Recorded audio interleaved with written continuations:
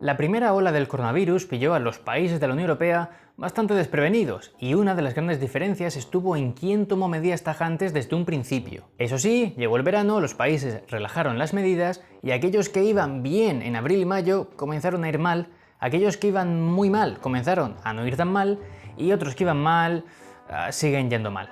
Y claro, entre que la Unión Europea no tiene competencias en materia de salud, como ya vimos en vídeos pasados, y entre que cada Estado miembro ha tomado medidas diferentes en momentos diferentes, pues esto ha sido un caos en muchos momentos. Un caos tanto para coordinarse los países como para enterarnos nosotros mismos, la ciudadanía, sobre qué está ocurriendo, qué medidas se están tomando y cómo se nos va a ayudar tanto a nivel laboral como sanitario. Entonces, dada la situación actual, que llevamos casi un año con restricciones, y tiene pinta que se alargarán bastante más, parece que los Estados miembros no van a eliminarlas del todo hasta que llegue una vacuna que nos asegure protección contra el virus. Y por este motivo, durante las últimas semanas especialmente, hemos visto titulares de que tal vacuna tiene un 90% de efectividad, ahora sale esta que tiene un 92% de efectividad, de golpe y porrazo sale otra que tiene un 95% de efectividad. Y de eso vamos a hablar hoy, porque la Comisión Europea ya ha empezado a firmar contratos para adquirir esas vacunas cuando estén listas y ha explicado cómo las va a distribuir para vacunar a sus más de 450 millones de habitantes. Como veis, hay muchísimas cosas que contar hoy, así que sin más dilación, vamos con el vídeo.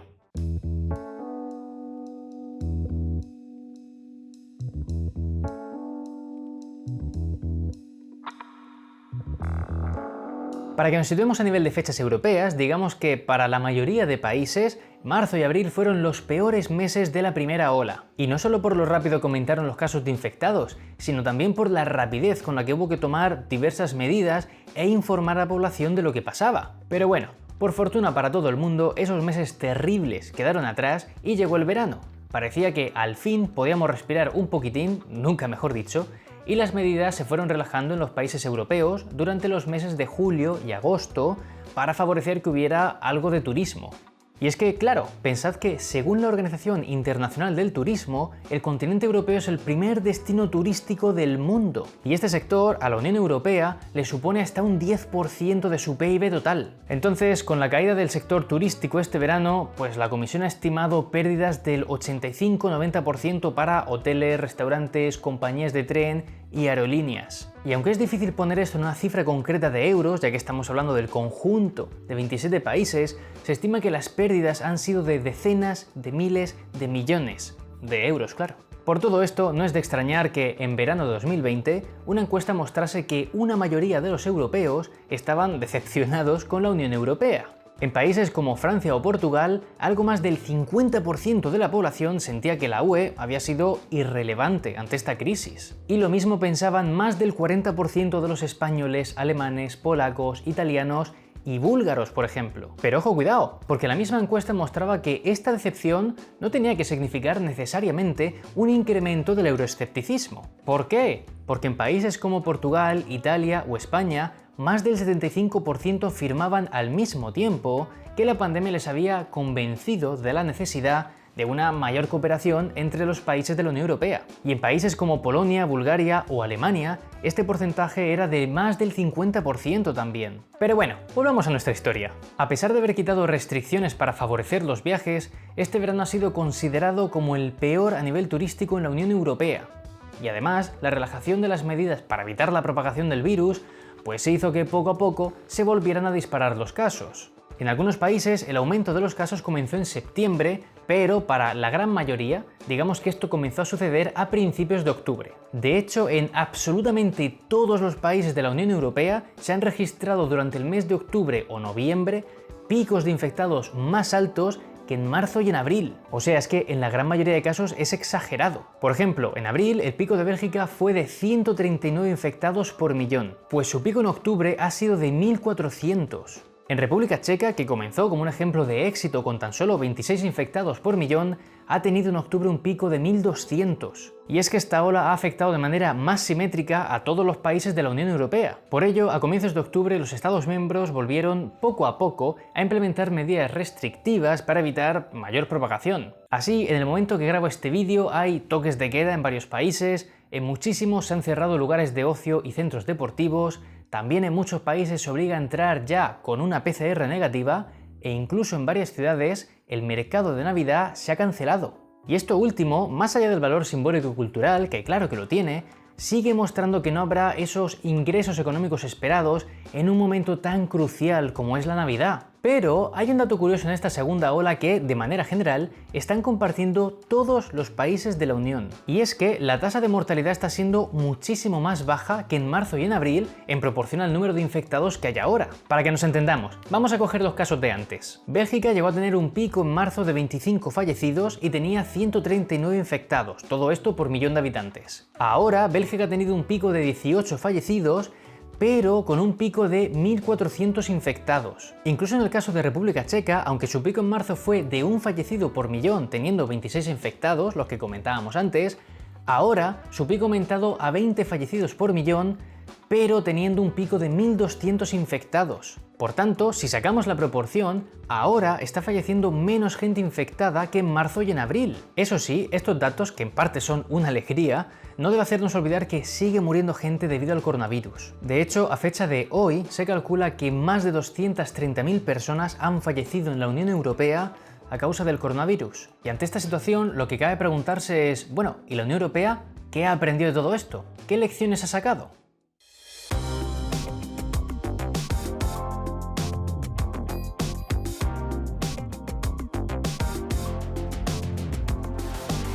Seamos sinceros, la segunda ola del coronavirus se veía venir incluso durante el verano, cuando numerosos científicos avisaban del riesgo de hacer una desescalada muy brusca. Y al final es lo que pasó. Pero claro, también hay que tener en cuenta que ahora se están haciendo más pruebas y más rastreos que en marzo y en abril. Por tanto, también es lógico que ahora los números sean más altos. Eso sí, lo que está claro es que algunos de los motivos por los que la tasa de mortalidad es más baja en noviembre que durante la primera ola se debe a que ahora tenemos la experiencia de ese primer impacto en marzo. Además, durante estos meses, la Unión Europea ha ido coordinando compras de material sanitario, ha redirigido fondos para ayudar a los países más castigados, los países han comenzado a coordinarse mejor entre ellos, por parte de los médicos ahora tienen más experiencia y por ello el seguimiento a los pacientes de COVID en los hospitales es bastante mejor, y por parte de la población pues ya conocemos de sobra las normas básicas frente a esta pandemia.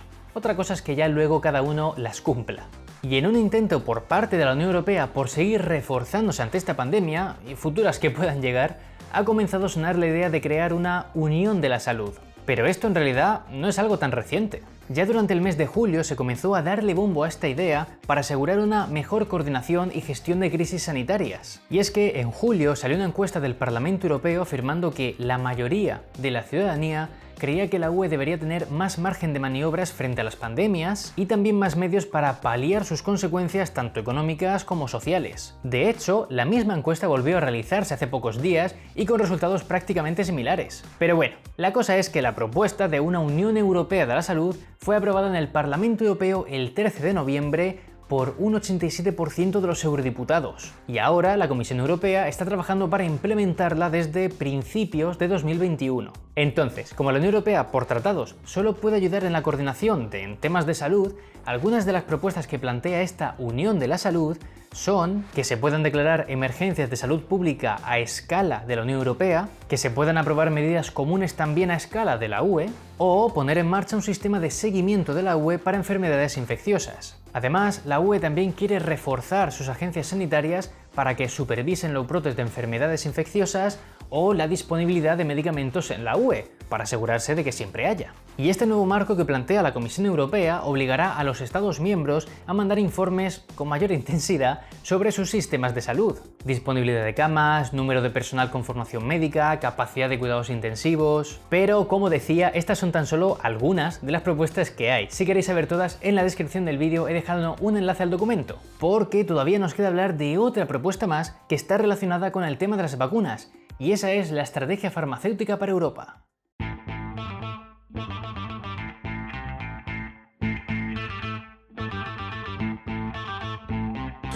De nuevo, todo esto puede parecer que ha empezado a plantearse durante la pandemia, pero realmente no es así. Sin ir más lejos, la estrategia farmacéutica que propone la Comisión Europea fue publicada el 29 de enero de 2020 y, evidentemente, tras todo el caos de la pandemia, se ha visto más que claro que no iba muy desencaminado respecto a dónde había que apostar. Y es que lo que plantea esta estrategia es, grosso modo, asegurar que los pacientes de toda Europa dispongan de nuevos medicamentos y terapias en sus países rápidamente.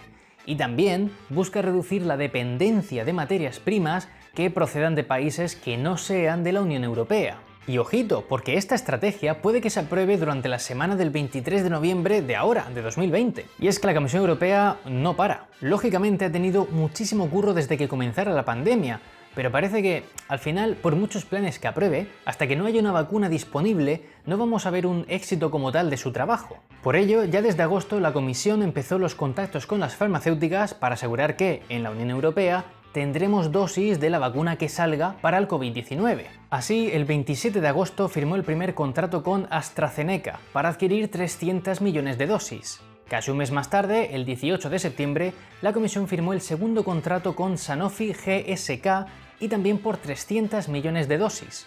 El 8 de octubre, otro contrato más de 200 millones de dosis y ahora con una de las empresas farmacéuticas de Johnson & Johnson.